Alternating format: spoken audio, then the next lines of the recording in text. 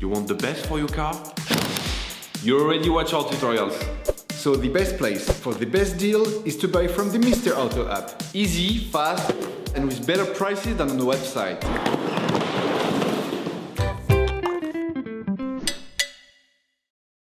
You will find the bulk shock absorbers used in the video exclusively on the Mr. Auto website and through the link in the description. Turn your engine off. Pull up the handbrake. Pull on the bonnet release lever and open the bonnet. In order to change the front shock absorbers on your vehicle, you must lift the front of the car and remove the wheels to have complete access to the suspension system. Loosen the stud bolts on the front wheels.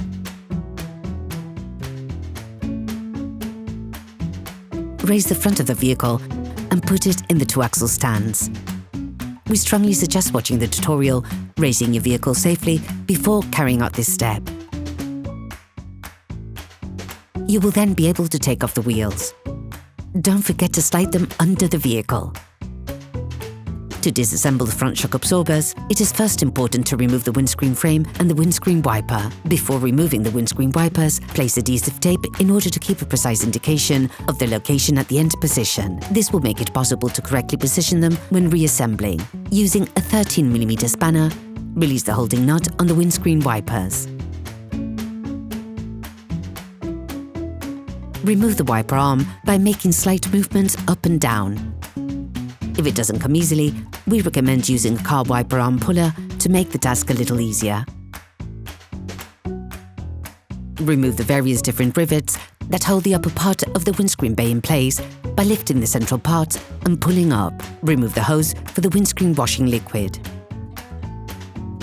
Take out the waterproofing joint on the windscreen bay by pulling it upwards from one end to the other. Now, remove the windshield frame. You now have to remove the metallic frame. Using a socket wrench, an extender and a 10mm socket, remove the holding screws on the metallic bay and on the wiper motor.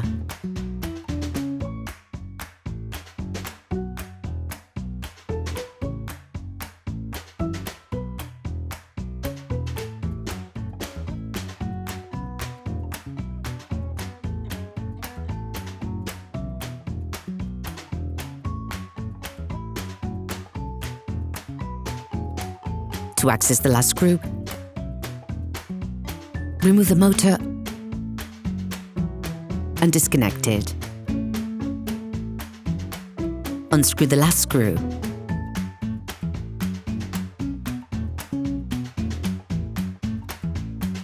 Then move the bay.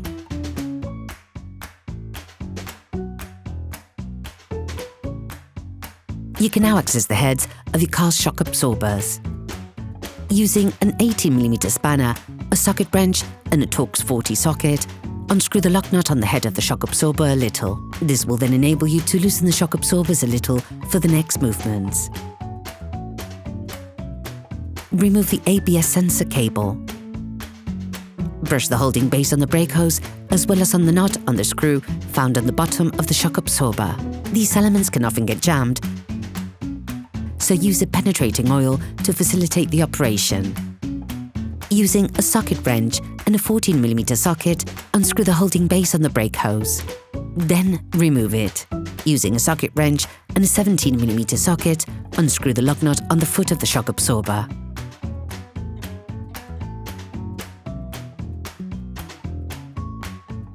You can use a snap ring to help you remove it. Using a hammer and a chisel, release the hub lock nut. To unscrew the hub lock nut, you have to stop the disc rotating. To do this, insert a thin flathead screwdriver between the two sides of the disc. We recommend screwing the stud bolt back onto the wheel to avoid breaking the holding screw on the disc. With an iron bar and a 32mm socket, unscrew the nut on the hub, then remove it. Remove the key on the castellated nut and the control arm ball joint with a flathead screwdriver.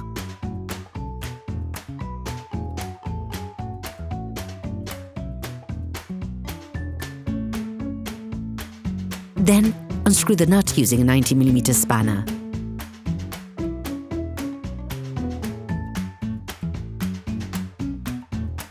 Using a ball joint puller, separate the ball joint from the steering knuckle.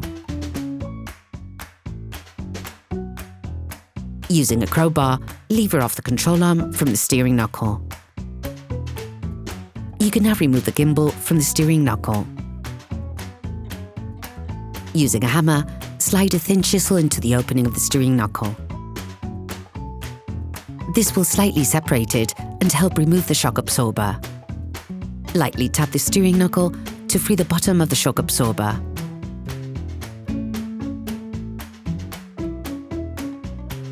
Prepare a stable, elevated surface to place all of the steering knuckle once it's free.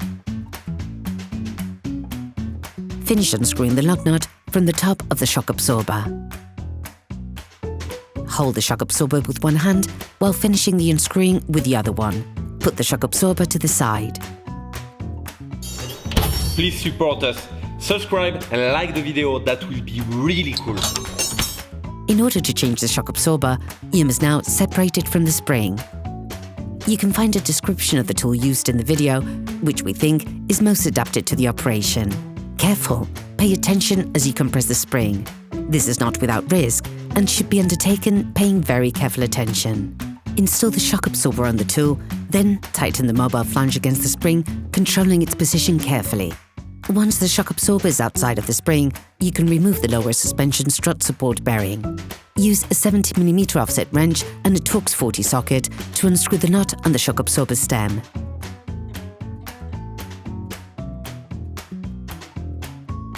Finally, remove the other elements.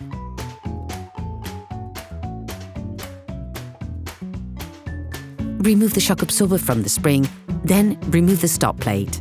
When changing the shock absorbers, you can also change the shock absorber strut support bearing, as well as the shock absorber stop and its protective sleeve. You can also reuse them if they're not too worn down. Take the new shock absorber. Push on the actuator to remove the security lock. You need to pump several times on the actuator to get the system going. Put the stop plate in place. Position everything in the spring. Pay careful attention to place the bottom of the spring so that it supports the shock absorber flange. Then install the protective sleeve,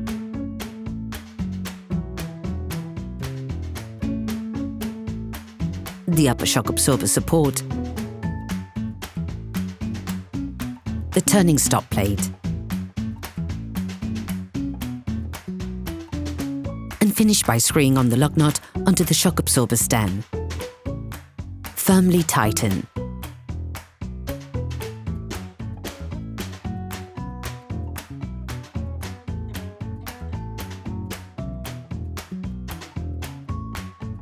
Unscrew the spring compression tool, paying attention to the position of the spring on the lower shock absorber support.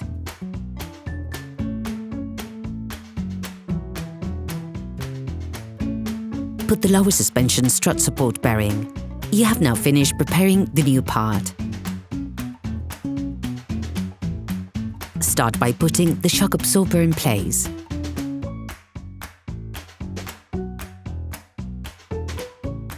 Put the upper strut support bearing back in.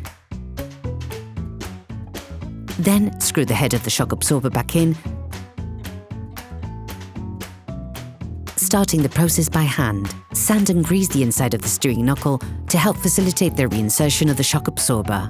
Grease the outside of the gimbal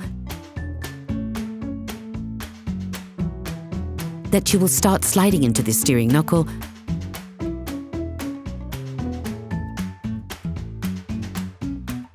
before putting in the foot of the shock absorber back in.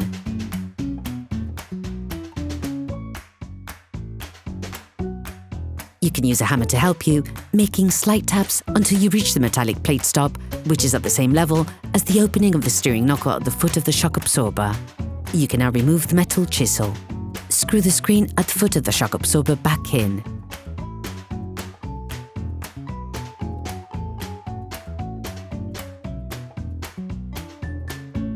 Finish off the tightening with a torque wrench.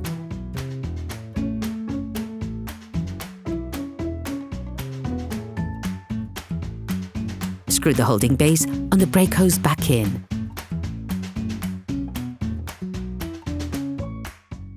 Clip the ABS sensor hose back on.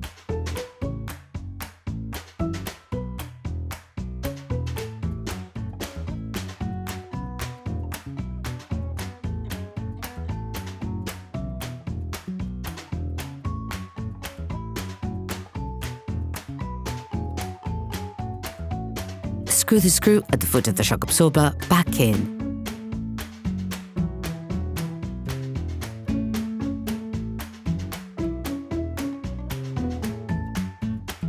Take the new key and put it in place on the castellated nut. Fold the key using pliers.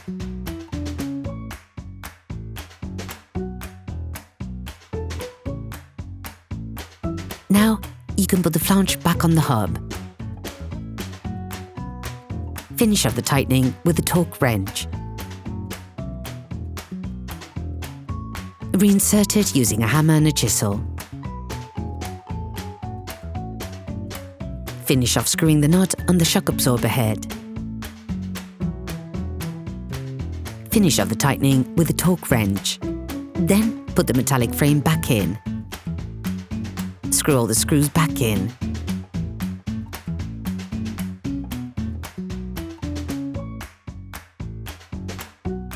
Screw back in, then reconnect the windscreen wiper motor.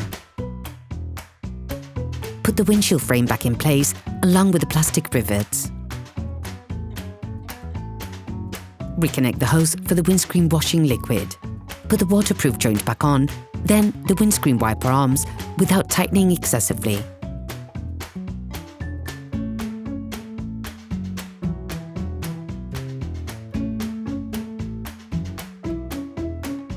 Then you will be able to put the wheels back on your vehicle, putting it back on the ground.